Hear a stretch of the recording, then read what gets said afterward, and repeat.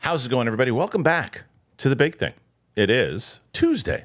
And so for those peeps who have been looking for the UAP show on Tuesday, we moved it over to the Down to Earth channel with Kristian Harloff. You just search Down to Earth with Kristian Harloff and you'll find it.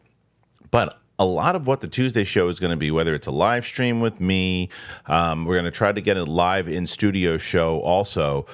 But and I've been really working on getting more guests on the show, when I get a really great guest, the Tuesday episodes will be where the guest interviews land. And what a way to start that off with Jamie Campbell Bower. So he's got a new movie coming out. It is the Kevin Costner epic, the American saga that it is. Horizon Part 1, an American saga. And Jamie Campbell Bower he plays Caleb Sykes. And you also know him, obviously, from Stranger Things. He's, I think, next to Robert Pattinson, the only actor that was also in both Twilight and Harry Potter. The list goes on and on for this guy. He's a very accomplished musician. There's a lot with him. So I was excited to sit down and talk to him for about an hour, and we talked about everything. And what a cool dude he is, man. He is very, very open. Talks about things with his past. Talks about his process in general, talks about how he connects to characters, how he does so. And you can tell it's just like us all. We're constantly learning. So it's a really good conversation. We laughed a bunch too, which is always a good thing. So I'm excited for you guys to check it out. If you are brand new to this channel, you've never been here before, we do not just interviews and all that. We do out of the theater reactions, we do reviews, we do it all. So hit that subscribe button. And we're trying to get to 200,000 subscribers, and I think that we can do it, but you got to hit that button. So, without any further ado, this is myself talking to Jamie Campbell Bower, talking about his new movie, Horizon, and a bunch of other stuff. So, check it out. Here you go. All right, guys, as I mentioned, I am very excited to speak to my next guest. Now, obviously, when it comes to his work, you've either seen him on so many different things, whether it's the Twilight movies, whether it is Harry Potter, whether it is Stranger Things, of course. And I am so excited to talk to him about his latest role as Caleb Sykes in the new Kevin Costner Horizon. It's Part 1. It's an American saga. I'm so excited to speak to Jamie Campbell Bower. How are you, Jamie? How you doing? I'm very good. Thank you so much for having me. I'm glad that you could be with us. So, yeah, man, listen, this movie, it is exactly what it says it's going to be. It is a saga. When I'm watching this movie, and I'm watching you in particular here, and my daughter is 12 years old, and she is interested in theater, she's interested in acting, and when she got cast in The Jungle Book, when she was younger, she was Shere Khan, and she didn't want to play a bad guy. She didn't want to play a villain. And I said, they're the most interesting.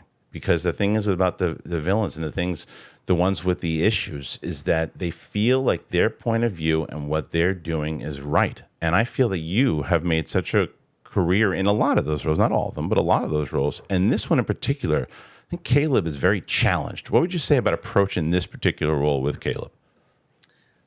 I mean, first things first, like when I read the script, I felt electric from the word go. You know, all these characters, this whole world, I was like, this is perfect. So I knew I had to be in this one way or another, you know, by hook or by crook, as it were.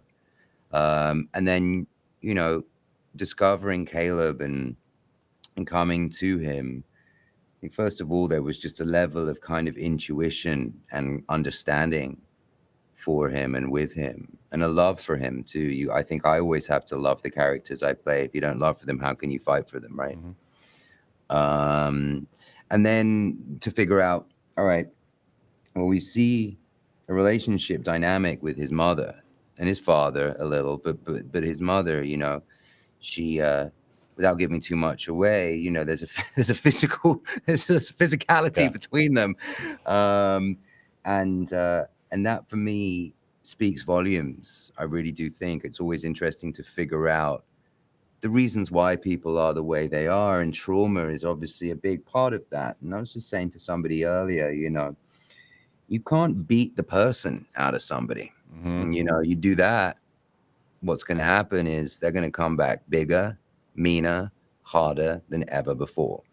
And Caleb is no exception to that. So I very much took that and was thinking about, all right, well, what does that create? It creates fear, which then creates hatred, which is rage. You know, rage manifests itself. And then how does that affect him? All right, well, that probably is going to affect him in a way where he is probably going to feel more comfortable to be in a position of power and control in most, if not all, social situations that he finds himself in, because it feels comfortable. Because for him, the bullied, you know, he's not bullied anymore within that world.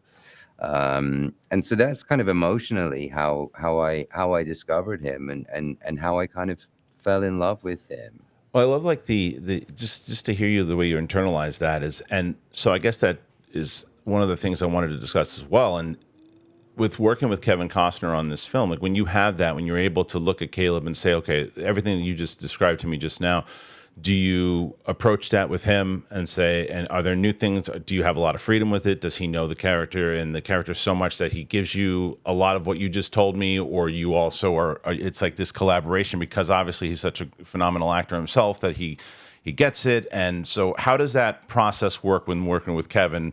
Was obviously he was so passionate about this project in general. How much did he know about Caleb, and how much were you allowed to be creative with that? I mean, Kevin knows everything about all of that world. You know, this is a world he's been living in since 1988. Yeah, for sure. But he understands the importance of trusting his actors and trusting the intuition that we all bring. Otherwise, he wouldn't cast us in the films. You know, he could, you know, do whatever he wanted, or make it, you know, make it CGI if he wanted to. Yeah. There's a level of humanity that all actors bring. So we were fortunate that we were able to do a lot of exploring on set, you know, within our characters. We do the work at home, you know, that's part of the job. We do the work, we figure it out, we bring that with us. And then you get onto set and you're in the space and you're feeling each other out. And you've also got another person in front of you. Yeah. You've got that human being, you're reacting to what they're giving you. And you're also just kind of living, you're living in that moment. So there was freedom within that.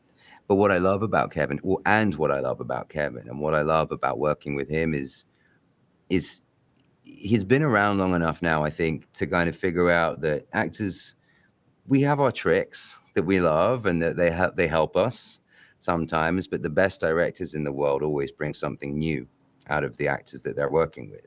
And that's what Kevin does. You know, he's very excited by what you can bring to the table, and then he'll go, and try that. Right. And you're like, okay, great. That sounds like fun. That sounds like we're going to dig in here. Sure. And I love that. I love that about him. I really, really do. Of course, you know, within the script, there are great stage directions. You know, Caleb takes chicken from the pot that lies on the table. Yeah. Fantastic. Yeah. You know, that's great. Let's go for it. And other things like that. And then you bring your own stuff to it. So yeah, it's a combination, you know. I think that's also what the best directors in the world do. The worst thing that you find, the worst thing that one can find as an actor is you step onto set and the director's like, all right, here's what you're going to do. You're going to stand there, say that, and then you're going to leave, and that's it. Your day's done. Right. And within that, it's like, well, why am I here? What's the point? Like, I can't give you anything that you haven't already come up with in your head. You know, I want to serve your story, but equally at the same time, let's try and find some mistakes in that. Yeah. You know, well, it doesn't let you play. You don't get a chance to play. You don't get a chance to explore. And you can tell there's so much. And the one particular thing, and I don't want to spoil it for people who haven't seen it yet, but there's a fantastic scene with you and Kevin, and where like that, when it's just the two of you guys. And I can't even imagine, as everything, what you've just described, how much fun, A, that could have been, B, maybe for me, I'm thinking of it like, somewhat intimidating, I'm sure, where you got the guy. It's first of all, it's Kevin Costner. Second of all, it's his thing. You want to make sure you're doing the right thing, but I'm also sure because you're so locked into it, because you can tell, man, you're so locked into this role. It's like, as I mentioned to you off before we started,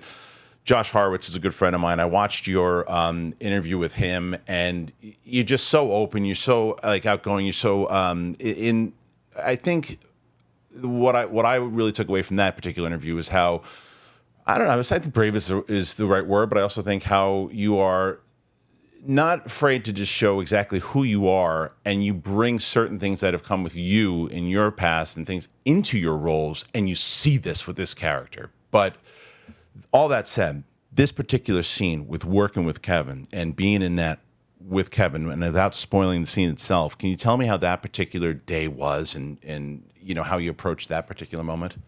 You always hope for, when you're making any art, whether it be music or film or painting or whatever it is, you always hope for these moments of electricity, these moments of magic. They're unscripted.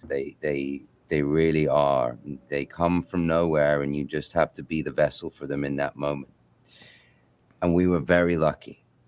We had a lot in that particular scene with Kevin. They just kind of presented themselves, and you got to grab them and go, all right, great. I see you. I feel you. I'm in. Yeah.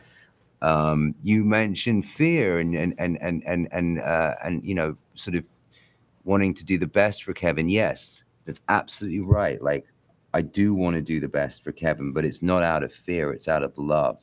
This man is so open and generous with his heart and with his life and with his stories, with his passion, that as an actor or as a human being, he's our commanding officer in this scenario. I would follow him anywhere. I'd follow that man into battle for 100%. And yeah, it's like playing sport with somebody who's better than you, but then also having somebody there to kind of pat you on the back and go, keep going. Yeah. That scene it's so much fun. It's so varied and diverse in what's happening in it. I've been describing it like a rubber band that's been, it's being pulled and then released and then pulled and then released and then pulled to this point of great tension.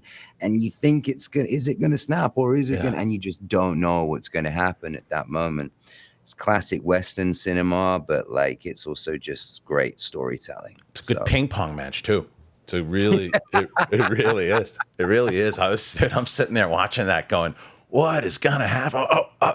And it was such a great just chess match, really, between the two of you, and you can tell, you really can. It's great work, man. I'm very proud of the film, the performance, and I'm glad that I had an opportunity to check it out.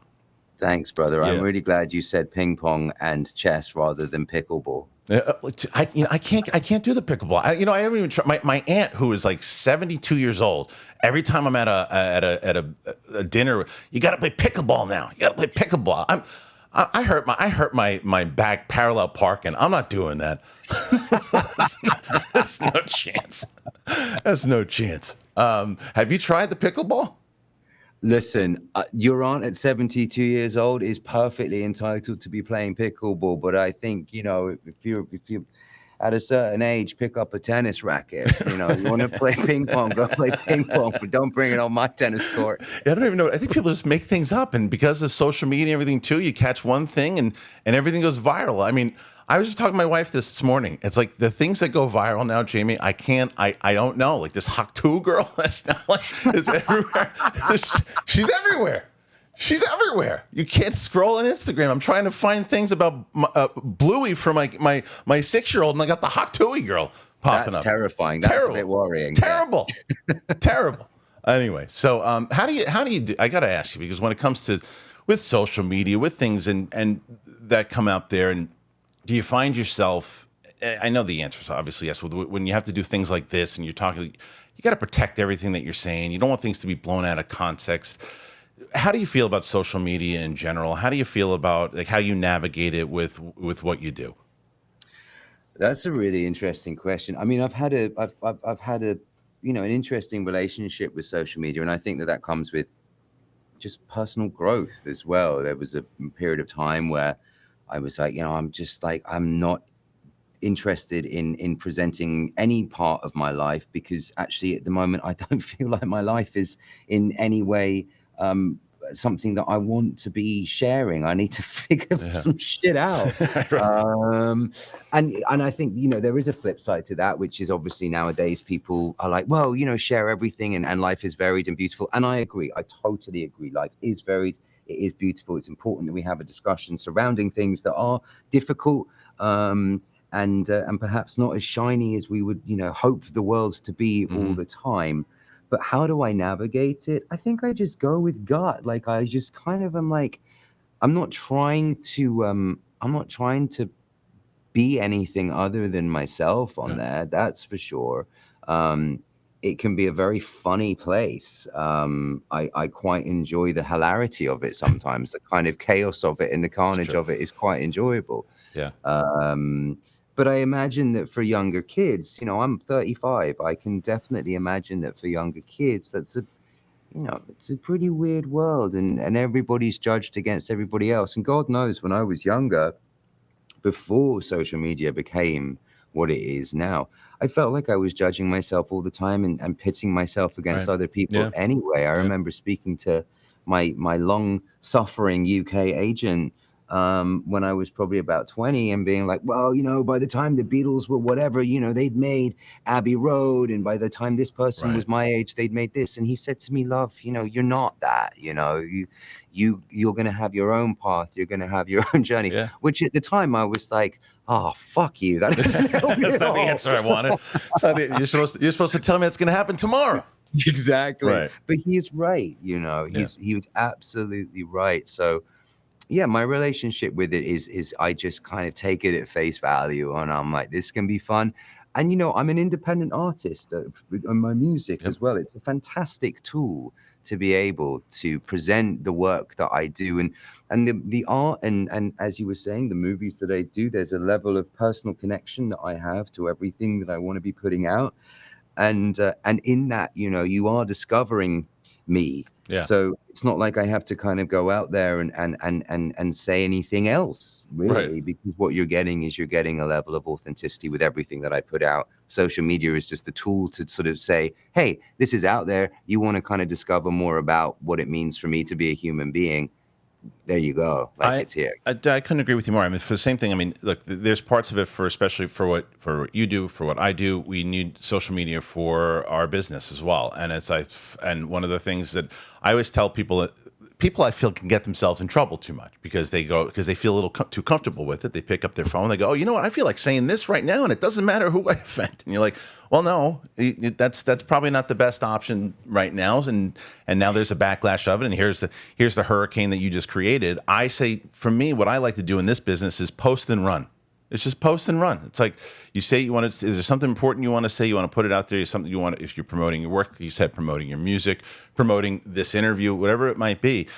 That's how we use it. But what I will say is something that you did, and again, to reference our mutual friend Josh Horowitz, is that when you posted, because my brother passed away in 2018. I lost my brother, and it was, you know, there was a lot mental health wise, things that happened, and that's why I mentioned up top with you that I thought it was very brave, and said the way that you're very open about your past struggles and how you use that in your roles, but also how you did use it in social media. And one of the reasons I'm bringing that up in the social media is because you spoke about it. Because I think when people, especially after the run you're having right now, you know, people are looking. There are people who are looking to you for advice. They're looking for you, and I think that's a very important way to use social media. Did you, when you made that particular post about how you've been sober and you've been able to get your life in a position where you're happy about it, did you know, was there any hesitancy of putting it out there on social media? You're just like, no, this is something absolutely that I need to do. Yeah, there was never any hesitancy. I've been quite vocal throughout my career about mental health and my sobriety. It took me a long time to feel comfortable enough to kind of express it in a very like definitive way, you know. With my band that I used to play in, our whole record was made around my getting sober and dealing with a lot of my unprocessed emotions within that. And how I would describe that at the time was, I would say, well, I went through a very important change in my life, and it's felt like kind of just like dipping my toe, it just more and more so submerging myself and being like, all right, well, this is my story now. Sure. And I'm no stranger like yourself to loss due to mental illness or due to addiction, and particularly with men. I grew up in England. I grow up. I still do grow up every now and again. Of course, you never left. You never really left. Yeah. I grew up in England, where the statistics are, between the ages of, I think it's 18 and 45. Okay. The most likely cause of death for men is suicide. Well, And I work with a charity called CALM, the Campaign Against Living Miserably, which is predominantly a men's mental health charity, about, bringing forward the discussion surrounding mental health. And so it's both something I understand on a personal level for me, and also my friendship group as well. And, without kind of getting too deep into it, it's sad, but like, I think the overall feeling I get left with when I lose somebody close through something like that is, I just wish I'd fucking known. Yeah. I just wish I had known. And I don't know what that looks like. I don't know what that means for the individual. I don't know if it's whether or not they just needed to feel comfortable enough to say it or whatever. But having the discussion surrounding things like that opens the space up for people, I hope, to feel confident and comfortable enough to be able to say it, and for us all to help each other. Yeah.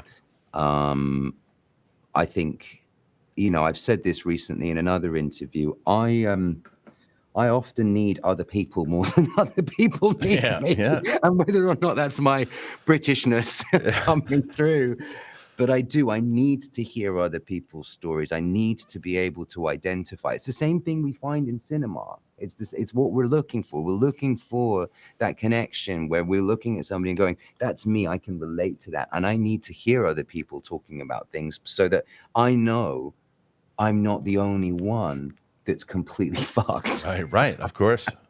Yeah. No, I mean, a lot of that hits home, man, to be honest with you, because it's the same thing. It's like, what could I have done? What could I have said? I wish I knew more. I mean, like it's we all go through it, right? And to hear someone else be able to say it too, you have that feeling of, I'm not the only person that goes through this. I'm not the only person that feels this particular way. And that's why I brought up the emphasis of how I think it's so important that when you did that. So for people out there who've seen it, and for, again, people of me who can relate to it, I thank you for that post, because, and I know that it's one of those things where it is, you said there was no hesitation to it, but it's incredibly brave. The fact that what you were able to do, it's very admirable. So I just wanted to thank you. Thanks, brother. I appreciate that. And I got to tell you about AG1. You guys know AG1. I mean, if you've been listening to this show long enough, you know that I love AG1. And people keep asking me. They notice. John even said when I started, new look, 20 pounds I lost. One of those reasons, AG1 became part of my routine. Because for a long time, I wasn't paying attention to what was going on in my body. It just wasn't. For me, I read labels. I verify that everything is up to the quality I need. And that is why I've stayed with AG1 for as long as I have. It is a research-backed foundational nutrition supplement. And it delivers daily nutrients, gut health support, and is backed by multiple research studies, so you can trust what you're putting into your body. Because I like coffee. I used to drink so much coffee to keep up, but I don't need it anymore, not as much, because after drinking AG1, I have realized that I have all this energy and I need less coffee to power my day. It turns out I'm not alone, because in a research study, 91% of people noticed they needed less coffee after 60 days of drinking AG1. 97% of people in a research study felt more energy after 30 days of drinking AG1. That's crazy. 91% of participants noticed that they need less coffee after 60 days of drinking AG1. That's me. Energy is a majorly important reason why it comes to I need so much energy for parenting. I can tell you that right now. AG1 contains ingredients to sustain energy so you can be the best version of yourself within each day. And it really has worked for me, and it's helped me on the plane, everything. It's easy, it's satisfying to start your journey with AG1. If you go to AG1 and you can get a free 1-year supply of vitamin D3K2 and 5 free AG1 travel packs with your first purchase, you got to go to drinkag1.com/bigthing. drinkag1.com/bigthing. It's the one product I trust to support my whole body health. It's AG1. All right, you know what stinks? When you're stuck in a loop of rent payments, you're just watching your money vanish into thin air. It's the worst.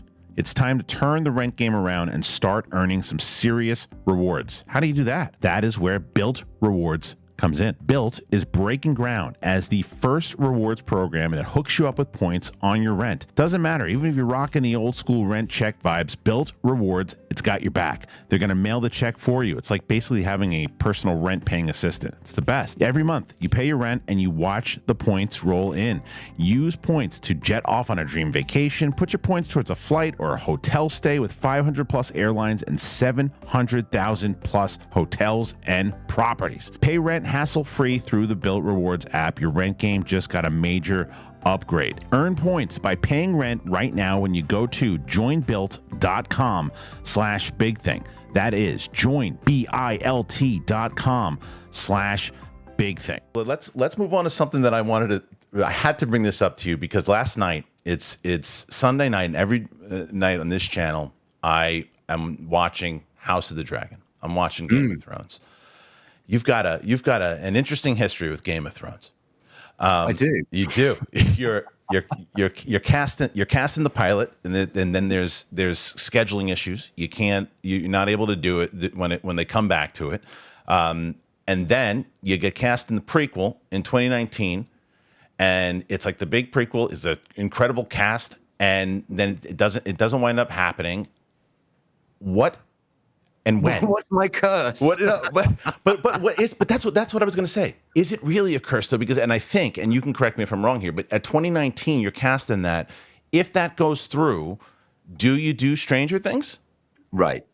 So maybe it wasn't. So at the time, as you were saying before with the Beatles thing, you're saying you're like, oh, this is they had this, they did that, and take it easy.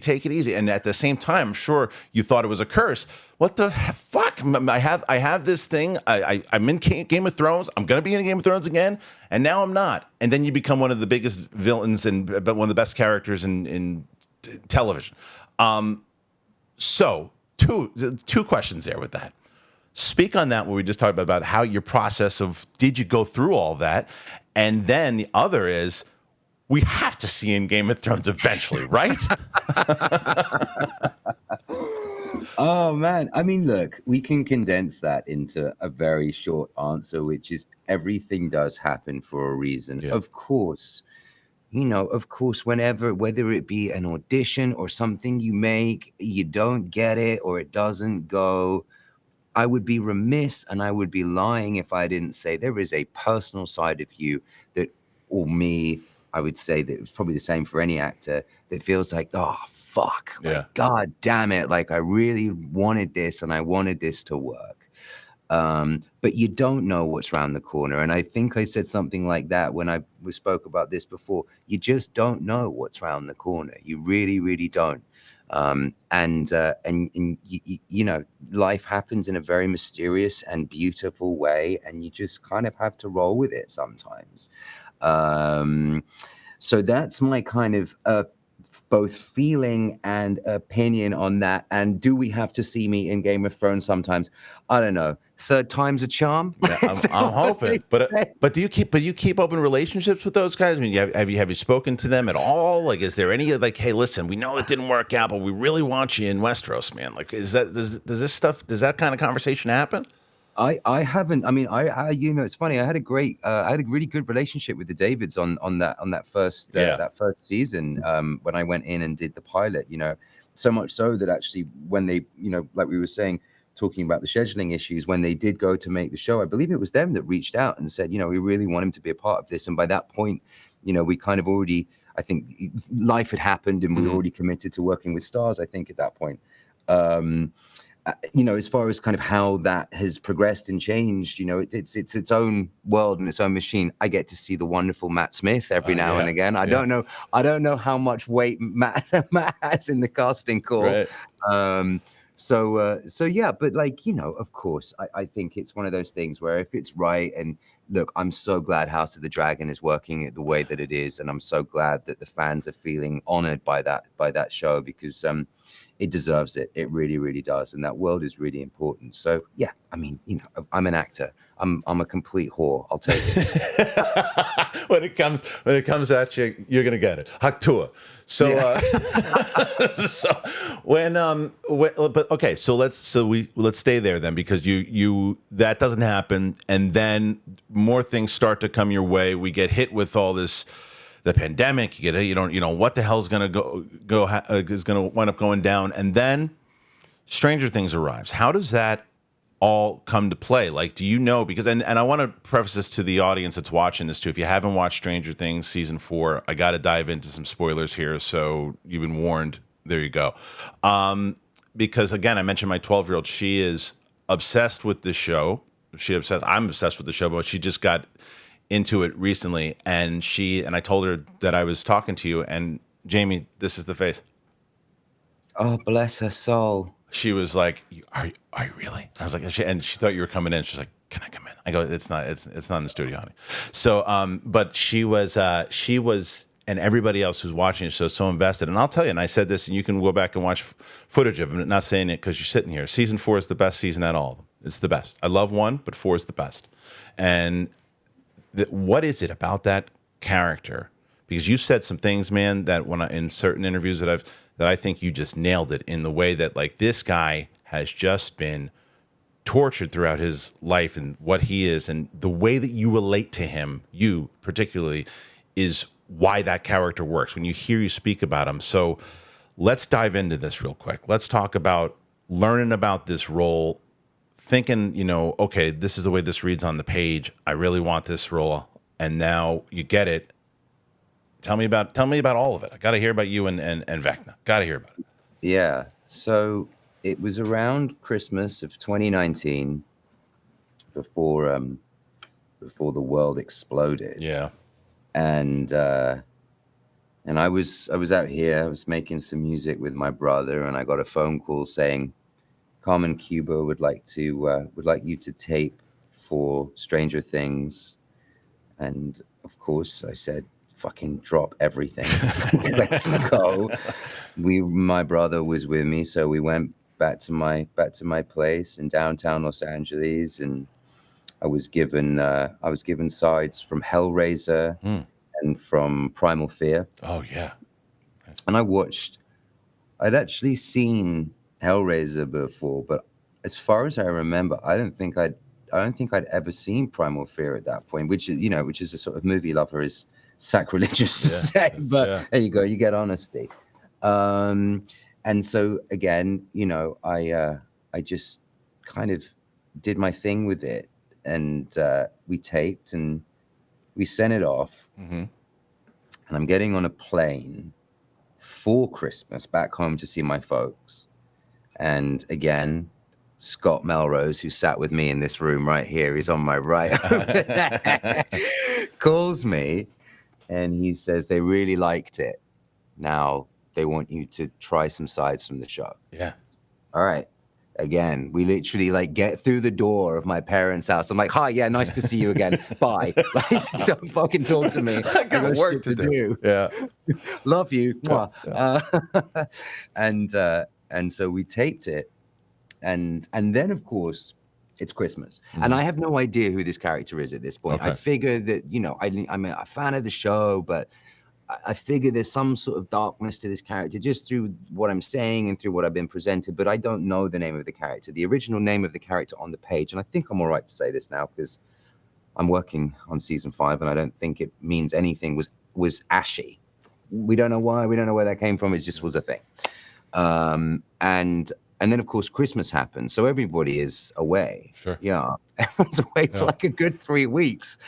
Actors we're like notoriously bad. I mean, I'm notoriously bad, but I think all actors are pretty notoriously bad at, like, when we don't hear feedback, it hurts. 100%. Awful, right? Of course. It's just, like, what? They didn't like it? It's like, no, the person, they're in the Bahamas right now. They're not thinking about it. Yeah. There's like an amazing guy on Instagram. He's like a comedian kind of dude, and he does this thing where he's like pretending he's an actor and he's calling his agent. He's just sort of calling for a chat just to kind of check in, and then he goes, "Any news? No, I didn't think so. No, that's fine." Which I just can relate to 100%. I've managed to dial that part of me down now, which is good. And so that's what you were doing during all of Christmas, is trying to, like, just waiting. So it takes you about how long before you find out? It's about, so the story continues. Okay. So it's probably second week of January. Mm-hmm. Scott calls me back up and he's like, "All right, Duffers now want to meet you. Get back to LA." I was like, "All right, I'm on it." Like, we book a plane. I get on the plane. I come back to LA. I've got maybe 3 or 4 days before meeting Matt and Ross. And in this period of time, I'm like, something in me is like, all right, there's more to be had here. There's more to be had. What can I do? So I start printing out pictures. I start printing out all these pictures of the Upside Down, of the characters, the world, and then I start to build on that. I'm like, okay, well, what have I been given? I've been given Hellraiser. I've been given Primal Fear. So I know that there's something going on here. What are the other kind of characters that I like from this world? What can I do here? So I start to build more around that. And eventually, after sort of 2 days, I step back from my wall and there's this mural of darkness. And I'm like, all right, that feels great. Pull it all off, put it into a folder, jump in a car, go meet Matt and Ross.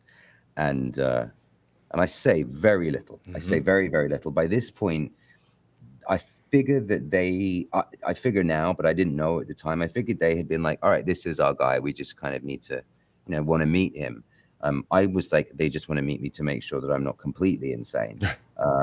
And so I go and I meet with them. And at the end of it, they've been speaking and they go, "We'd love to show you something. Can we show you something?" I said, "Absolutely." And they come back with these 3D renderings of Vecna.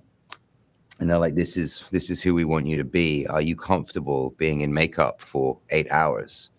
It's like, yes, of course. Right. I'm comfortable being in makeup for 8 hours. And I was like, "Can I show you something?" I pull out my folder, like a kid that's done his homework. Yeah.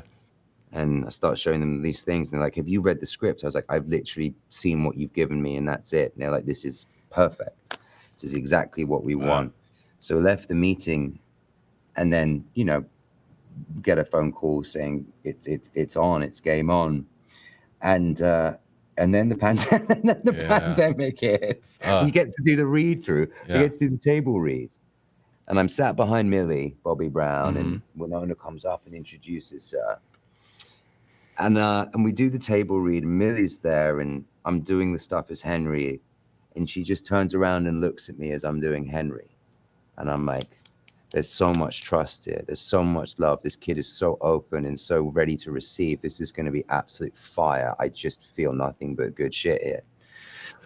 Then the world shuts down. Yeah. So I have April, May, June, July, August, September, October, 7 months.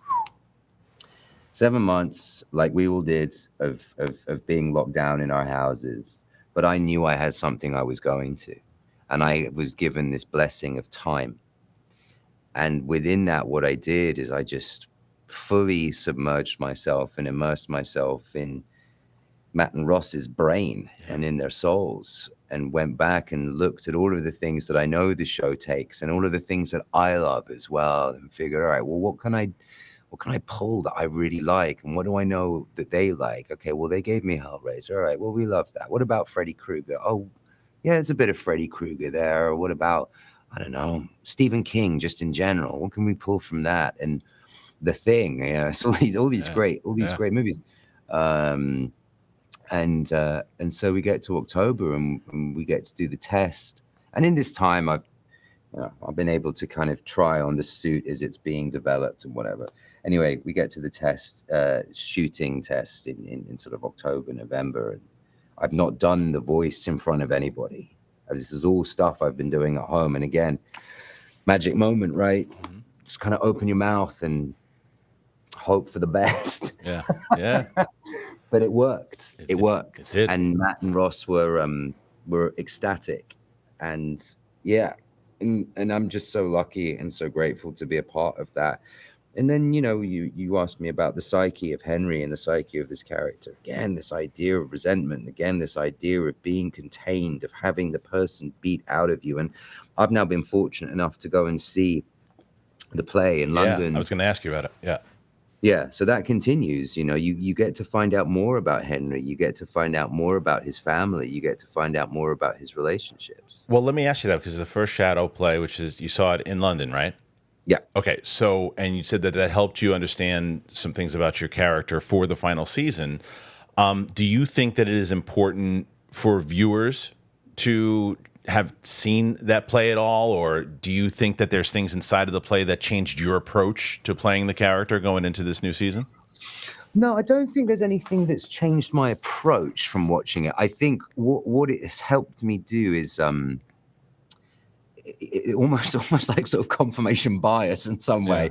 Kind of have a lot of questions that I had asked myself and also answered myself, but have them confirmed and be like, all right, so where I was at with that is right. That's what they were thinking, even though we didn't have the discussion about it.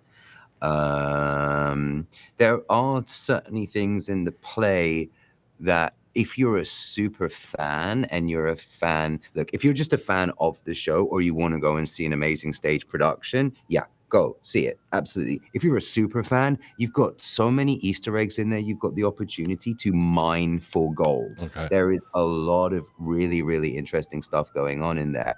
And those are some of the things that I was most excited about when watching the show. I was like, oh, okay, cool. I'll take that. And I'm going to start asking questions about that. But as far as going back to, I just want to say, as far as going back to like my approach, I'll always fight for the characters that I believe in. I'll always fight for them because I fall in love with them. That's how we work. That's how we do things. And so, there are definitely things that I will continue to always fight for Henry. And I do feel for him. And I say it when I'm at work now. I will look at things and I go, oh, man, I just feel sorry for this kid. I just really, really do. I feel sorry for this guy. And I hope that, and I figure from what conversations I've had with people, that's what people can relate to with him as well. That's why people like him. Well, he's tortured. I mean, you can tell there's things about what he's got to go through, and everything with his family and the idea of it, and you even watching it back with my daughter, and there's that scene where he's legit, really trying to help 11. And he's trying to give her. He's still using things for himself and using her as escape. But I think he's still giving her the bits and pieces. And the idea in that, and what he sees, I feel, and you can tell me if I'm wrong, but he sees a bit of himself in scene 11, and it is like the exact opposite, really, of where she goes to where he goes and how they use their abilities. But you said the thing about the fact that when she banishes him and puts him out there, you're like, what a shitty thing to do. Yeah. one crap thing after another for this poor guy. No wonder he's so pissed. Right. He's pissed. But do you pay attention to these, like the fan theories and stuff too, or do you try not to do that as you lead into season 5? Do you ever kind of look in the internet and look at those things? Yeah, I do. I mean, I'd be lying if I said that I didn't. And I think that when you join something like that, it's the same thing that I actually, weirdly, going back to something that we'd spoken about before, had with Thrones, figuring out what people think. And it helps you to kind of form your own opinion. There are certainly some things that I read where I'm like, no, I don't know about that. But there are other things where I read, I'm like, oh, no, maybe. And where does that take my brain? Where can I go with that? There was a great theory, I think it was in season 4, where we'd heard we'd heard the clock chime in season 1, and we'd seen a shadow, but we didn't know what it was. We just kind of assumed it was a Demogorgon. I don't know. We hear a clock chime. You hear a clock chime in season 4. That means Vecna's about. I love that. Yeah. I love that he's. And then 11 obviously says it was you. It was always you. Right. Yeah, damn right. It's amazing how. I mean, you got like the Vader role, man. It's so sick. You got like that. Right. You got that Vader role. So let's talk about CAMEO. So it's a body wash that I just got introduced to not too long ago, but I love it. And why? I've been working hard, and when I get and it's been hot. It's been hot. I'm stink like an alley cat, but I want to just go home. I want to take a shower. I want to relax, and I really like to just enjoy it and say, "Oh, I feel good. I feel clean." When my wife was like, "What are you wearing? Is it a new cologne?" I didn't buy any new cologne. I said, "No, it's this new body wash that I got from CAMEO." You want to elevate and you want to enhance your hygiene routine with CAMEO body wash. It combines a rich lathering and hydrating formula with meticulously balanced, multi-layered fragrances for a superior shower experience. You really do just feel wonderful. You got that regular shower, it makes it feel like a luxury experience. You got the bourbon vanilla body wash right away after stinking up the joint. I was like, oh, I smell good. They have a new bourbon vanilla men's body wash, which is great, and it's worth trying out. It's like you never tried it with the scent. You'll step out of the shower and you're gonna feel like a new man. I promise you. Okay. Yeah, it's really good. And what makes it different is that it's got a distinct layered scent, and it evolves as you wash. It's great. Nice. You can find the CAMEO men's body wash in its new distinctive bourbon vanilla scent at Walmart. If you go to walmart.com, that's it. Just go to Walmart or walmart.com. So make sure you check it out. It's CAMEO. They're the best. So you're going to love them. Now, there's no way you're going to be able to elaborate too much on them, but I got to ask you. You talked about how the season is bonkers, the new one coming up. You said It was just absolutely crazy. And everybody talked about, he says it's bonkers. It says it's crazy. Like, what can we expect? What kind of bonkers? What kind of crazy? Is Will getting a haircut from Vecna? Is that what we're going to get? That's really funny. I think it's important that I apologize for my Britishness with using the term bonkers there. I think everybody's always looking for something to say about this show, right? But I think, I walked on to season 4 and felt really a level of excitement, of stepping up within myself. I remember walking onto that set, Vecna's lair, the mind layer, and just seeing the scale of this fucking thing and being like, Jesus Christ, I got to grow here, and I got to go grow quick. Like, there is no hiding in this set at all. I've got to own this space. Same thing actually also with Horizon as well. But season 5 is no different. It's no different. There's a growing, and that's what I mean by mad and bonkers. Is it's just bigger, next level, more expansive, just more, and it's it is wild. It is wild. I'll double down on that. Fuck it. It's wild. Good. Well, I'm excited to see it, man. I'm also excited to pick up on something that you said earlier, is that when you're talking about how you hadn't seen Primal Fear, and that as a movie buff, you're like, oh, I can't believe it. I can't believe it didn't. But so you're big. Are you a big movie guy in general? You're more movie or TV? A movie, Okay. movie. Yeah. No, definitely movies. I mean, don't get me wrong. I love TV, but movies particularly. And it's funny, like in my older age, there are certain films that I just look like continually go back. Yeah, to which now. ones? Which I need ones? to expand. Say again? Which ones? Which ones do you go back to?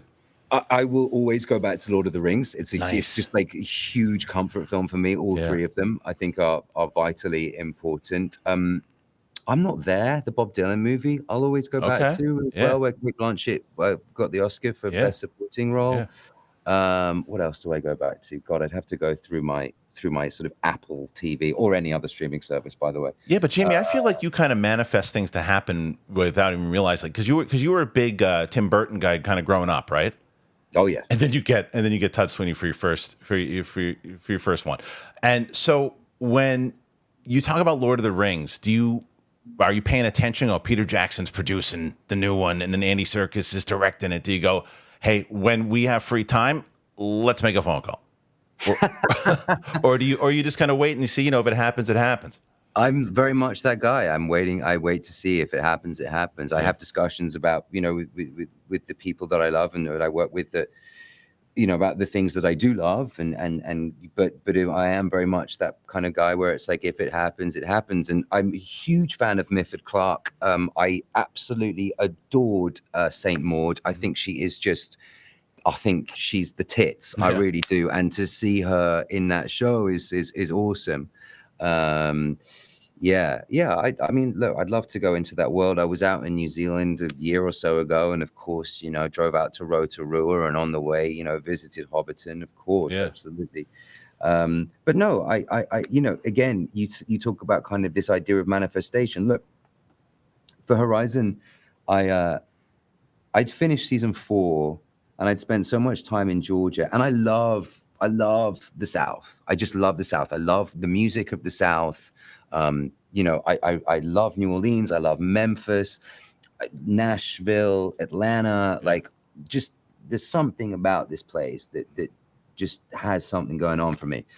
And of course I soaked that up, and I got back home, and I did this cover of Run On, which was originally recorded by Odetta and then obviously made famous by Johnny Cash. Mm-hmm. We shoot the video, and I'm carrying this fucking 9-foot crucifix up a hill, and then setting myself on fire. But there's a Western thing going on with that, right? Mm-hmm. It's like, got to 4 months later, I'm on a flipping Zoom call with Kevin Costner talking about a Western. And it's pretty nuts. So just let life happen, let the beauty happen, and follow your heart. That's what I do.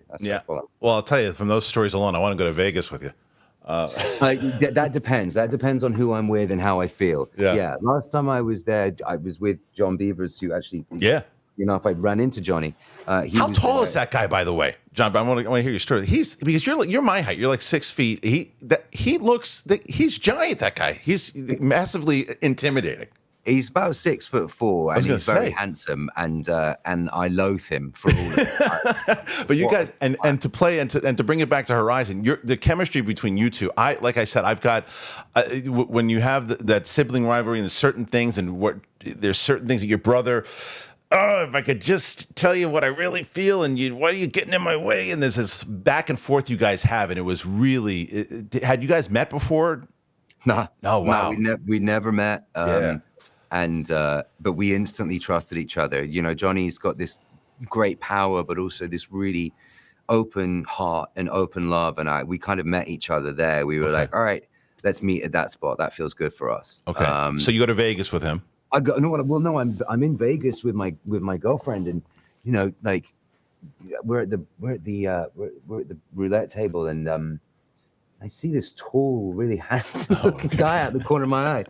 Jess is looking at me. She's like, "What's up?" And I'm like, "I think that's John fucking Beavers. I think that's my brother." And she's like, "No way." I'm like, "No, that's my fucking brother." Like, oh my God. We call him over, and we end up spending the night together and gambling. And he's teaching Jess, and I'm just enjoying their company. So yeah, no, Vegas can be good for me, but Vegas can also be bad for me too. Yeah, I get it. Get me there for a night, and I'm good any longer. No, that should be the cardinal rule for anybody. That's the cardinal rule for anybody. One night, enjoy a show, whatever you're going to do. But you talked about with New Orleans. You talked about. I want to go into your music background also, because all those spots you can tell to whereas Kevin Costner is so passionate about, and obviously we are passionate about film and TV, but there's a particular thing with Kevin in the way that he's putting this together. You seem to have that particular thing for music, right? And you've been playing music for a very young age, and you started with violin, I believe. I started, yeah. God, you've done your research. Yeah, I started with the violin. I learned via Suzuki method, wow. and I mean, sort of young enough for me to kind of not remember the specific age, if that makes sense. Yeah.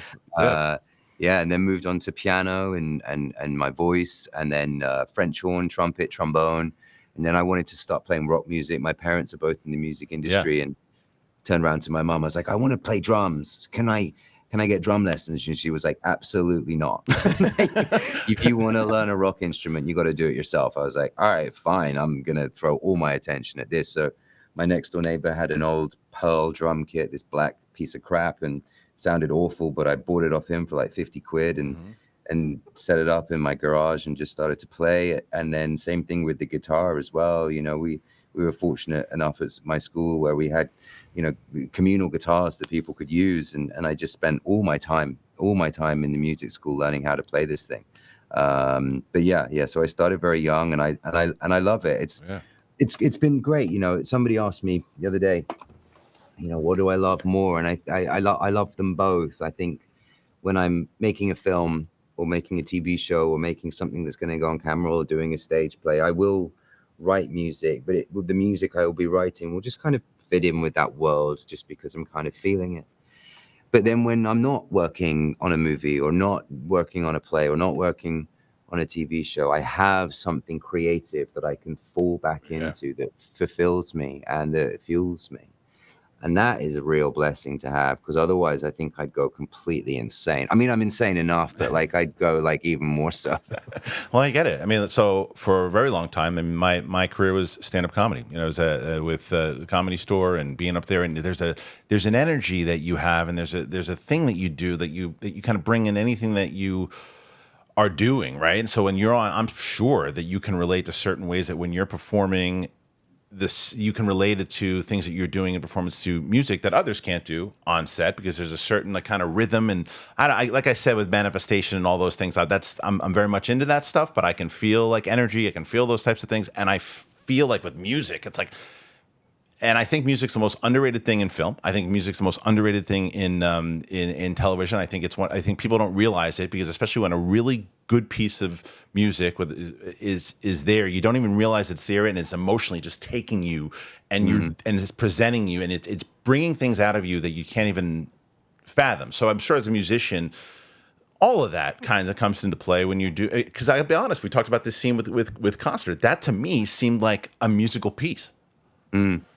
Yeah, I mean, two things I want to say on that. I think, you know, this idea of music. I'm a huge fan of Nick Cave, and I love the score work that he does. You know, and I love his film work that he's done with Andrew Dominic as well. You know, how Andrew has been able to capture Nick's life and present it in, I think it's 3 or 4 different ways now. And but the music that Nick created for, you know, for a movie like the assassination of Jesse James, it just, like you say, it just elevates pieces to these great heights. And then thank you for saying that, you know, about kind of musicality in general.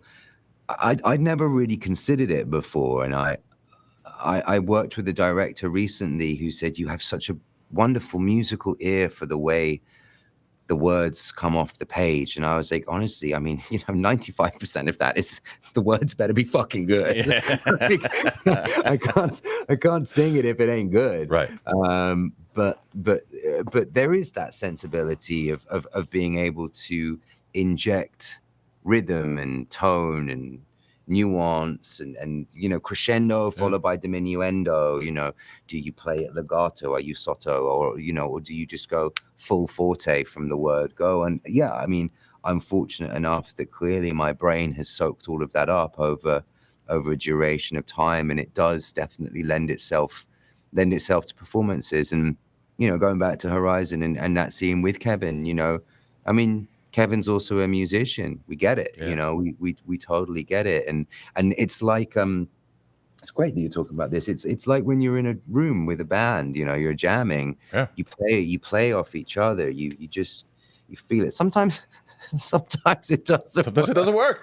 Sometimes it doesn't work. It's like, it's in anything, in music, in like improv and any of those things. And it's just like, it's not vibing. And then you have someone that you're like, whoa, that is just a rhythm I didn't see coming. And you're able to, and you thought of a lyric at that point in the middle of it.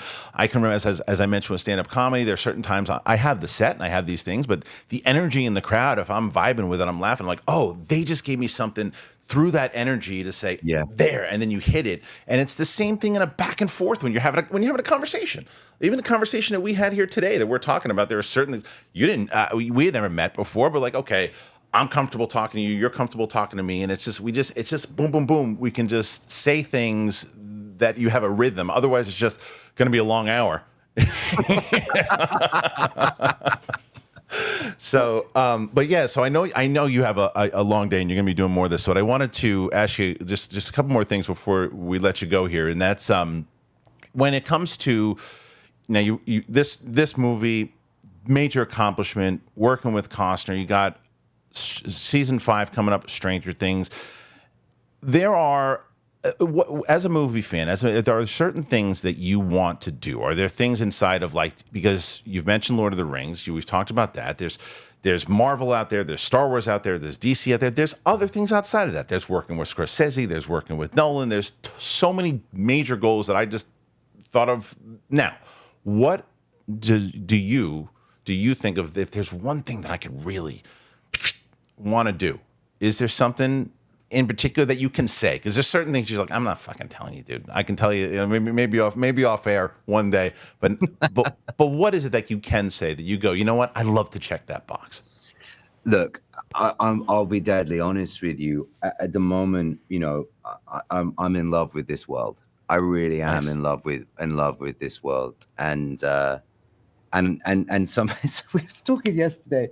An interviewer was talking about this idea of glamour, and I was thinking about this whilst I was getting ready this morning. I think my response to that was, at the moment, I have no interest in fucking glamour whatsoever. Like, the dirtier, the better for me. Right? Yeah. And like, I kind of stand by that. Like, I really do. I want to tell great stories. I want to figure out more about what it means to be a human being. For all of us in our own individual lives. And if I get to do that, then I'm a lucky man. Of course, if Martin Scorsese calls, you're not going to say no. Right. But I'm just really focused on wanting to tell really, really great stories at the moment. And to have these great moments of catharsis, to have these great moments of explosion, and to be in an environment to be free enough to do that. You know, that's what I want. That's what I strive for, to play great music with great musicians in both the acting world and the music world. I just hope for more of these moments of magic. That's all I hope for. And within that, all I do within that is just show deep gratitude for what I have right here and right now. And I got home last night, and with the press conference here as well today, I just feel nothing but an immense sense of love and gratitude and pride for Kevin, deep pride for Kevin. And I just focus on that and hope that one day I'll get another job at some point. I feel like you're going to be okay, man. So I appreciate that. Anyway, I wanted to really thank you for joining me here today. You should be very proud of a performance, the film.